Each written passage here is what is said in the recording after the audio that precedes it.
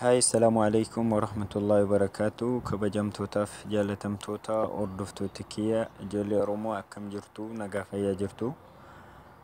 Tola Rabbii anis nagaa kiyya fayyaa kiyya. Ammas akkuma kanaan dura waanin argetti gammade tokko akkasinis argitanii itti gammaddaniif isiniif qopheessuuf yookaan bifa viidiyoo ta'een appilikeeshina bareedaa yookaan barnaamija bareedaa tokko isiniif dabarsuuf viidiyoo kana qopheeffadheetiin dhufe jechuudha. Viidiyoo kana osoo hin eegalin dura akkuma yeroo hunda waamicha taasifadhu ammas waamicha kanan godhu jechuudha. Facebook kiyya irratti namni add friendii na gaafataa jirtan add friendii na gaafachuurra follow osoo gootanii na hordoftanii gaariidhaan jedha. Maalis fi sababni isin follow gootanii na hordofuuf an isin yaamu add friendiin Facebook kiyya yookaan friendiin Facebook tokko nama 5,000 irratti waan dhaabatuuf guutee waan jiruuf nama 5,000 guutee waan jiruuf namni hedduun keessan friendii na gaafattan Facebook kiyya irratti jechuudha. Kanaaf follow gootanii akka friendii kiyya tokkotti immoo na hordofuu ni dandeessu jechuudha. Facebookan amma barreessee isin agarsiisu jechuudha. Jaafar Kamaal as gubbaa bakka search kanarra seentaniitu jechuudha. Facebook maqaa Jaafar Kamaal jedhu search ni gootan jechuudha. Haala kanaan search gootanii argachuu ni dandeessan jechuudha Facebook kiyya. Sana booda Facebook kiyya kan jalqaba irratti isiniif ba'u kana profaayilii kanaan isiniif ba'a jechuudha. Namni Facebook kiyya add gaafatanii ani isin jalaa qabuu baadheef namni ammas immoo fuulduratti Facebook kun haarawaa ta'e isinitti mul'atu jechuudha. Facebookicha jalatti kan ani argitan garii keessaniif add friend kan jettu kun hin mul'attu. Isa kana qofatu mul'ata jechuudha. Jarreewwan kana sadeentu mul'ata. Isa follow jedhu kanarra tuqxan jechuudha. Akka friendii kiyya tokkotti na hordofuufi sana booda yoo isiniif filate yoo isin nama hedduu seefirest gootanii jiraattan tole jedhee isiniif hin fudhatu garuu isin seefirest gootanii ni ilaaltanii yoo seefirest ta'uu baates follow gootanii isa kanarratti dhiisuu ni dandeessan jechuudha. Haala kanaan Facebook kiyya irratti kan na hordofuu dandeessan Facebook kanarratti waan hedduu waan hin dabarsee jiru Facebook kanarraa fayyadamuu ni dandeessanii. Inni biraan namni Twitter fayyadamtan Babbi Kamaal kan jedhu kanaa fi namni YouTube fayyadamtan Jaafar Tuubee kan jedhu kanarra tuqxanii kallattiin gara YouTube kiyyaatti darbuu ni dandeessan jechuudha. YouTube kiyya irratti wantoota garaagaraa waan hin dabarsee jiru fuuldurattis yoo jiraanne taane waan tokko waan YouTube sana irrattis ni dabarsuuf jechuudha. Achirraa hordofuu ni dandeessu jechuudha. Har'a gara barumsa keenyaatti yoo deebinu jechuudha. Barumsi keenya appilikeeshina bareedaa tokko appilikeeshinni kun suuraa keessa dhokfachuufis nu fayyada. Appilikeeshina garaagaraa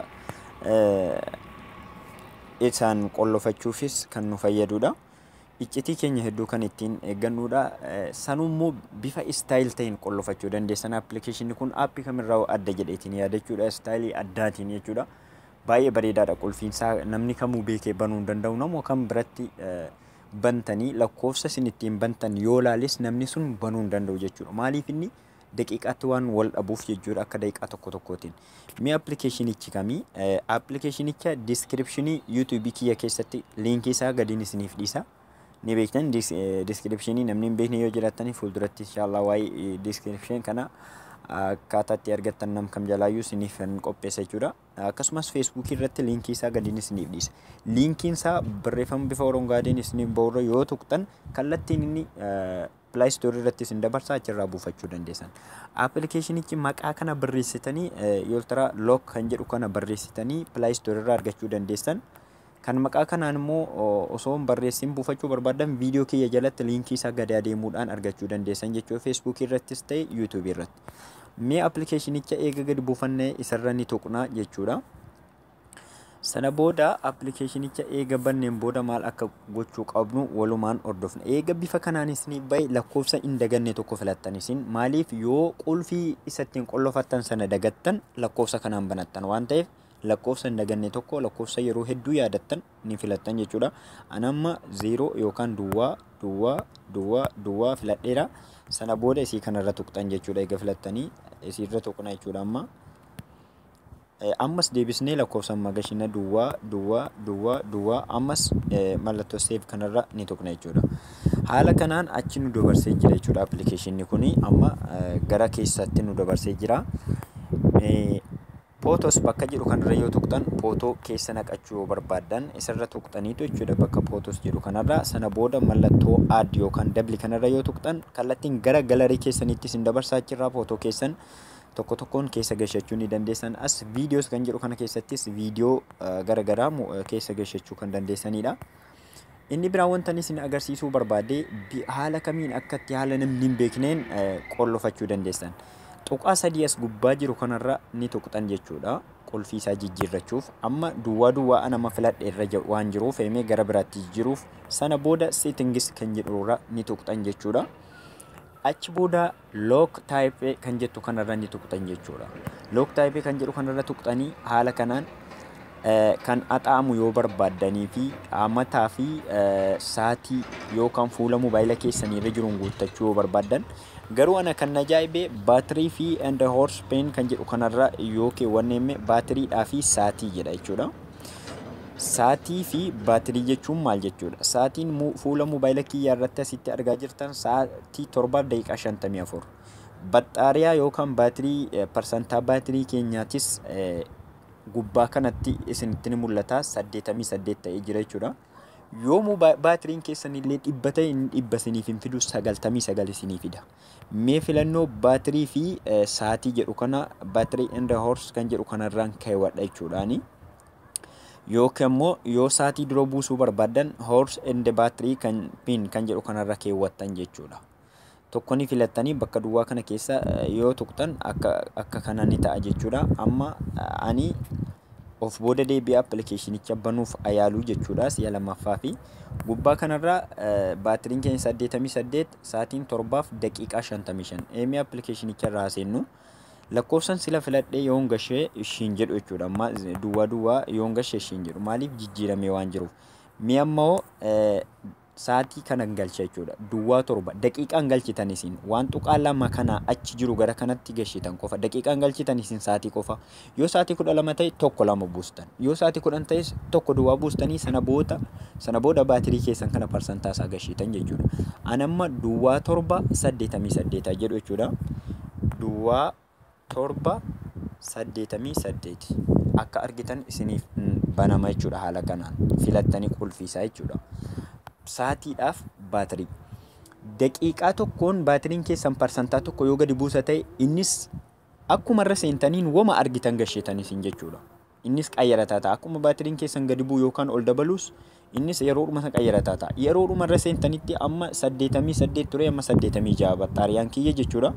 Amma duwwaa 7 galcha amma duwwaa 7:86 yoon galche ni banata jechuudha. Kanaaf namni kamuu dandeen banu daqiiqaa tokko booda eegdanii mee banii jettanii hiriyaa keessanitti yoo kennitan maaliif baxxaariyaan keessan waan hirratee jiruuf lakkoofsuma inni irra jiruun banata waan ta'eef inni kanuma duraanii sanatti gashe jechuudha. Kan isin agarsiistanii galchitanitti galcha waan ta'eef banuu hin danda'u jechuudha. Maaliif inni akka baxxaariyaan hirratuun akka saatiin dabaluunis akka hirratuun saatiif baxxaariyaa yookaan baatirii fuula mobaayila keessanii irratti jiru parsantaa isaadha jechuudha. Parsantaasitti baatiriin isinii mul'atu kana jechuudha dhiifama. Asirratti isinii mul'atu kanaan banachuu dandeessan. Yeroo kamiyyuu yeroo irra seentan dhaabbataan qabu jechuudha. Goma fuula mobaayila keessanii irratti argitan saatiin fakkeenyaaf yeroo isin irra seentan saatii 9 ta'u duwwaa 9 jettanii sana booda parsantaa baatirii keessanii kan fuula mobaayilaa irra jiruun banachuu ni dandeessan. Inni biraa iskiriiniin kun amma orunguwaadeedha jechuudha. Baakgiraawundiin isaadha orunguwaadeedha. Bifa biraatti jijjiirrachuu haala kamiin akka dandeessan filannoolee garagaraa of keessaa ni qaba. Isinis ni sirreeffattan jechuudha. Amma jalqaba duwwaa 7:85 banadhu jechuudha. Amma iskiriinii kana yookaan baakgiraawundii isaa jijjiirrachuu fi ammas seetingii kana keessanii seentanii jechuudha. Sana booda asirra ni tuqxan jechuudha. Asirra ni tuqxan bakka urunguwaadee kana mee achirra tuqeetiin baakgiraawundii dhiifama. Lock screen background kan jedhu kanarra tuqxan jechuudha. Backgroundii isaa jijjiirrachuuf yoo akkas gootan bifa kanatti isiniif jijjiirama jechuudha. Amma yoo of booda deebinee appilikeeshinicha irra seenuuf jennu amma bifa kanatti nuuf jijjiirama jechuudha. Amma backgroundii isaa akka kanatti jijjiirrachuu kan dandeessanudha. Appilikeeshina garaagaraallee keessa gashachuu appilikeeshina garaagaraa kanaan dhokfachuu kan dandeessanudha jechuudha. Appiin kun viidiyoon kun isinitti dheerata waan ta'eef amma gabaabseen isin agarsiisa jechuudha. Duwwaa 7:84 hin banadha jechuudha. Not now. Ashi amma asirra dhuftanii apps kan jedhu kanarra yoo tuqxan jechuudha appilikeeshinatti isinii dhufa. As yoo dhuftan viidiyoodha, footoodha. As yoo dhuftan viidiyoodha. Asii appilikeeshina barbaadan ittiin qollofachuu kan dandeessanidha jechuudha. Appilikeeshina moobaayila keessan irra jiru yookaan barnaamija moobaayila keessan irra jiru hundasaa qollofachuu kan dandeessan jechuudha. Anama fakkeenyaaf maay faayilisii kiyya kana qollofadhu, qollofama okay jenna jechuudha. Amma qollofamee jira waan ta'e dura eeganne akkana isiniin jedhe yoonni kana isin gaafate bakka kanatti save gootan jechuudha appilikeeshinicha. Sana booda isiniif qollofuu danda'a. Okay ni gootanii achi booda deebitanii jechuudha. Sana booda maay faayilisii kiyya kana mee qollofee isin agarsiisu amma qollofamaadha jechuudha. Achi booda dhiifama. Achi booda mee maay faayilisii kiyya keessa galee isin agarsiisu jechuudha. Yeroo maay faayilisii kiyya irra galuudhaaf jedhutti qollofamaadha. Irra galuu hin dandeessu naan jechuu ni danda'a jechuudha. Maaliif hidheetiin ka'e jechuudha akkasiin argitan. Kanaan itti fayyadamuu ni dandeessu appilikeeshina bareedaa kana jechuudha. Amma maay faayilisii kiyya kanarra akkasiin argartanu inni qulfii sichi na gaafachuuf ta'a akka argitan qulfii na gaafatee jira. Sana booda qulfii moobaayila kiyyaa duwwaa torba